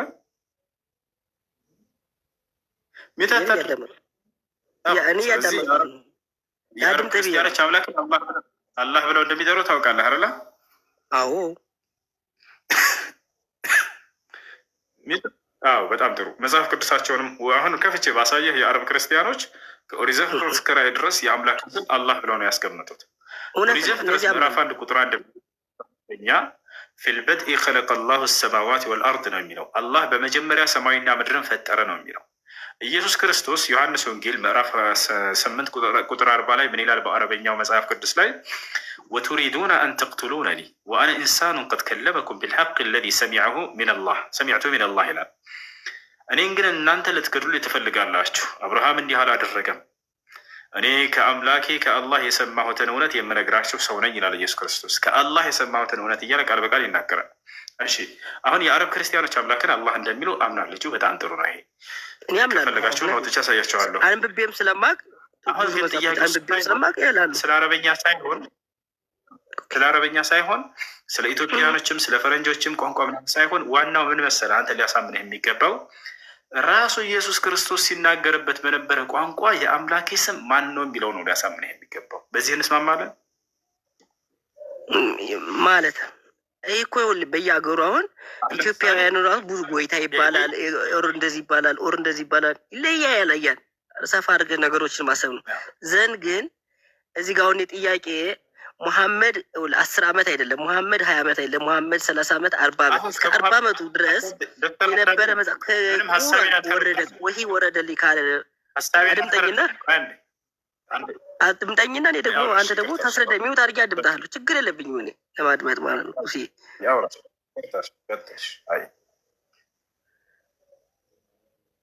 ያደመጥከኝ ነው።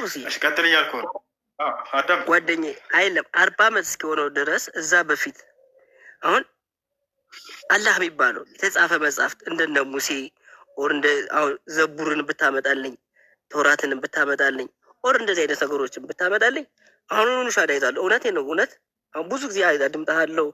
ኦር እንደዚህ ስራ ቦታ ሁነን እንመለከታለን፣ እናያለን። ዘንድ ግን እኔ ብዙ መጽሐፍቶችን አንብቤያለሁ። ምንም አይነት ነገር ያገኘሁት ነገር አንድሽ ነገር ማንም ሰው ይሰጣል። ጓደኞቻችን እናወጣለን የሆነ መጽሐፍ አውጥቶ ይሰጡታል። ግን ይሄ ከሙሐመድ በፊት የተጻፈ መጽሐፍ ማስረጃው የለም። ይከውም በጣም ጥሩ። በቃ እችላ ጥያቄ ከመለስክልኝ ደስ ይለኛል። ካልመለስክልኝ ሌላ ቀን ልምጣ። በጣም ጥሩ። እሺ በመጀመሪያ ከነቢይ ሙሐመድ ሰለላሁ ዐለይሂ ወሰለም በፊት የነበሩ ነቢያቶችን ከነሱ ነው የፈለገው። ስለዚህ እነዚህ ነቢያቶች ቋንቋቸው ምን ነበር?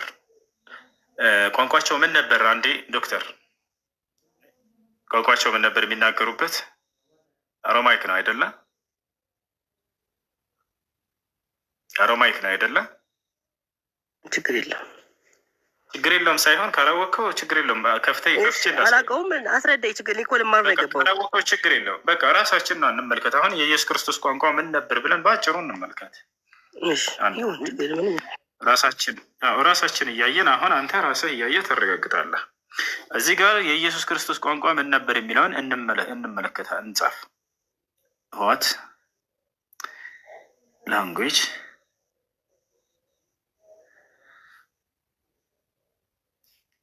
ዲድ ጂሰስ ስፒክ?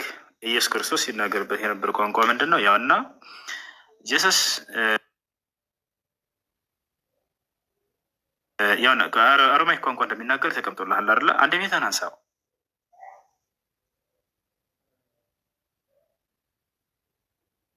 ጥያቄ ካለ ይጠይቃለሁ፣ ከሌለኝ ደግሞ ተረድቼ እሄዳለሁ። ኖ ጥያቄ ጠይቃለሁ። ከዛ ሳይሆን ጠይቀሃል እኮ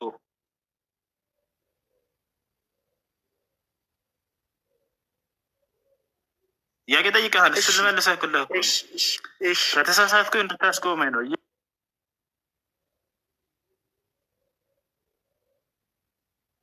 ኢየሱስ ክርስቶስ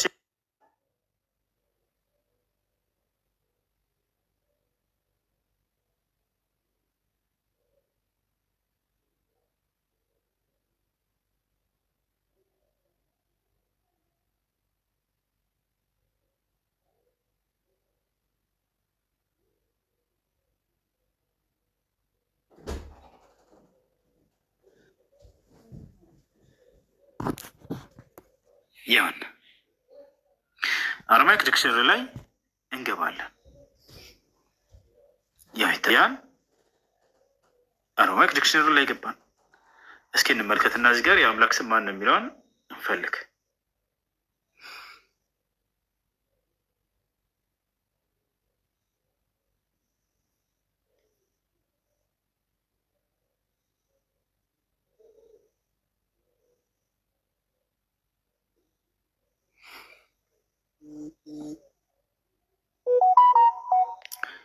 ኔትወርክ ይዘገያል። ታገሱ እንግዲህ። ኢትዮጵያ አውከር ያንተ ይሰራላል። አየሽ ትልቁ ላይ አድርጉት አውከር እና ክፈት። ቀጥታውን እዚህ ጋር አሮማይክ ዲክሽነሪ ላይ እንገባለን። የአምላክን ስም ጋድ ብለን እንጽፋለን። አምላክ ማን እንደሆነ በክርስቶስ በኢየሱስ ክርስቶስ እና በነቢያቶች ቋንቋ ማን ተብሎ እንደሚጠራ ያሳየናል ማለት ነው። በዚያ ያውና ከመጀመሪያው ጀምሮ አቡከር አሮማይክ ዲክሽነሪ ብለህ ጽፋ አሳያቸው። ያውና እንትን አሁን ይሄ ምናልባት ዶክተር እየተመልክተህ ከሆነ ያው እዚህ ጋር እንድትመለከተው አረማይክ ሌክሲካኒን ኮርኮንዳንስ ይላል። የአረማይክ ቋንቋ ሌክሲከን ነው። ኦኬ ያው በፋይል ደረጃ ላስቀመጥኩለት ነው እና ያው ኢንተር ዘ ወርድ ቱ ሰርች የትኛውን ቃል ነው የምፈልግ ይላል። ጋድ ወይም አምላክ የሚለውን ቃል ማለት ነው። እና አምላክ የሚለውን ቃል ብትመለከት እዚህ ጋር በአረማይክ አሌፍ አለ፣ ከዛ ላሚድ የምትባላለች፣ ከዛ ሄን ተብላ የምትጠራለች። እና አነባበቡ ያው ይሄንን ምናልባት ሲሪያይክ ወይ አረማይክ ቋንቋ ካላነበብ ካተረዳውም ያው አነባበቡ እዚህ ጋር ፕሮናንሴሽን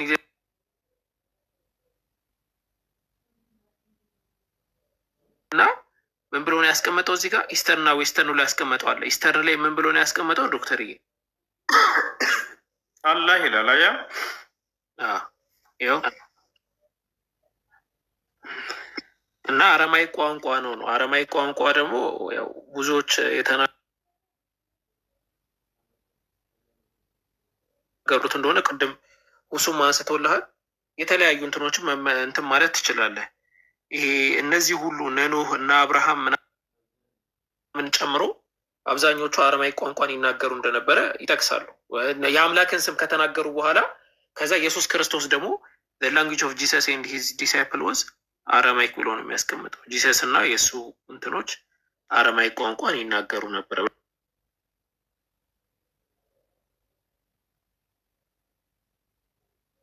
ያስቀምጣል ማለት ነው።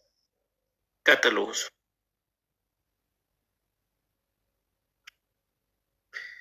መርሐባ። እሺ ጀዛከላህ ኸይር አብከር። ያው እንዳየው ነው ዶክተርዬ፣ ይህን ይመስላል። በዚህ ቦታ ላይ ልታውቁ የሚገባው ነገር አሁን ላይ የአምላክ ስም በየሀገሩ በየቋንቋው ሁሉም የየራሱን ሰይሞባቸዋል። የእናንተን ክርስቲያኖችን ማለት ነው። መጽሐፋቸው ላይ አማርኛ ላይ ስትሄዱ ጊዜ እግዚአብሔር ብለ ትጠራላችሁ። ወደ ኦሮሞኛ ክርስቲያን ስትሄዱ ጊዜ እግዚአብሔር ሳይሆን ዋቃ ነው ምናምን ብለ ይጠራሉ። ፈረንጆች ጋር ስትሄዱ ደግሞ ነጮች ጋር ጋር ብለ ይጠራሉ። አረቦች ጋር ስትሄዱ ደግሞ አላህ ይላሉ። የሚገርማችሁ ሁሉም ከሌላው ጋር አይስማማበትም። ለምሳሌ የኢትዮጵያው ክርስቲያን አማርኛ ተናጋሪውን ከአረበኛ ተናጋሪው ክርስቲያን ጋር አምጥታቸው አንድ ቦታ ላይ አምላክህ ማን ነው ብትሏቸው የተለያየ ስም ነው የሚነግሯቸው። ሁለቱንም ተስማማላቸው ብትሏቸው አያስማሙም። የአረቡን ክርስቲያን አምላክ ማን ነው ብትሉት አላህ ነው የሚለው። የእነሱን ደግሞ የኢትዮጵያ ክርስቲያኖች ደግሞ ማን ነው ብትሏቸው እግዚአብሔር። ሂድና የአረቡን ክርስቲያን አምላክ እግዚአብሔር ነው ብትለው አይሰማም። ዛቻላርን አላህ አምላክ ነው ብትሏቸው የኢትዮጵያ ክርስቲያኖችን አይሰሟቸውም። አሁን ግን እየተረዱ ነው። እሱም ምንድን ነው? የአረብ ክርስቲያኖች አምላክን አላህ ብለው እንደሚጠሩ እየተረዱ ነው። ዛቻል እንደ አጠቃላይ ግን ይህ ነው። ወደ እስልምና ስትመጡ ግን የአረብ ክርስቲያን፣ የኢትዮጵያ ክርስቲያን፣ የፈረንጅ ክርስቲያን የዓለምን ይቅርታ ሙስሊም ለማለት ፈልጌ ነው። ወደ ሙስሊሞች ጋር ስትመጡ የዓለምን ሙስሊም ከአፍሪካዊም ከነጮችም ከፈረንጅም ከሁሉም ሰብስባቸው አምላክ ማን ነው ብሏቸው አንድ ስም ነው የሚነግሯቸው። አላህ ነው የሚሏቸው። አላህ ነው የሚነግሯቸው። ነገር ግን ወደ ክርስቲያኖች ጋር ስትመጡ ይህን ቀይሮባቸዋል። ታዲያ እኛ ስናግዛቸው ጊዜ ስናመላከታቸው ጊዜ ምንድን ነው የምታደርጉት?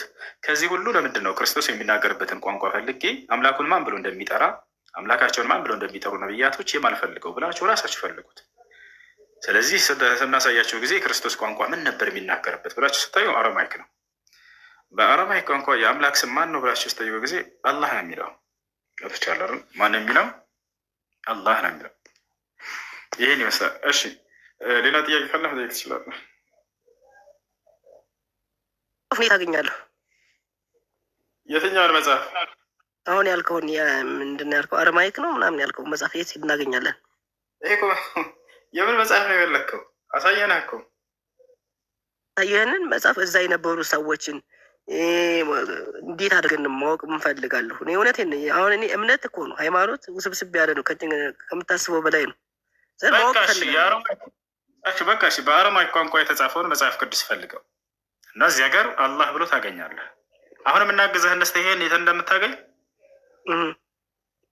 በጣም ጥሩ። አሁንም እናነሳይህ በአረማይክ በኢየሱስ ክርስቶስ ቋንቋ የተጻፈውን መጽሐፍ ቅዱስ ሂድና ፈልጋ። እዚህ ቦታ ላይ ምን ብለህ ትጽፋለህ? አረማይክ ባይብል ብለን እንጻፍ። በአረማይክ በኢየሱስ ክርስቶስ ቋንቋ የተጻፈ መጽሐፍ ቅዱስ ያው አረማይክ ባይብል ይታያል አይደለ? እዚህ ቦታ ላይ ቀጥታ ይሄንን ሁለተኛውን ጫን እንበለው። እሺ እዚህ ጋር በአሮማይክ ያው ቋንቋ የተጻፈ መጽሐፍ ቅዱስ ታገኛለህ። እዚህ ጋር ወረድ ብለህ አንዳንድ ጥቅሶች ለናሙናነት ያክል እዚህ ጋር አስቀምጠውልሃል። ቦታቻለ እዚህ ጋር አምላክን ያው እና አላህ ብለው አስቀምጡታል። ያው ይታያል። ወደ አረበኛ ብትቀይሩት ቃል በቃል ይሄ አላህ ነው የሚለው። የተምሳሌ ወደዚሁ ጋር ሁኜ ይሄን የአረማይክ ቃል ወደ አረበኛ ልቀይርላችሁ። አላህ ብሎ ነው የሚያስቀምጠው።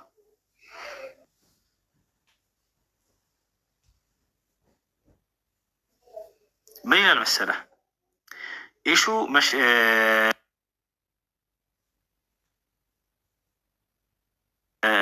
መሼኻ ረቡና አቡና አላሁ አባና አብን ያው አላህ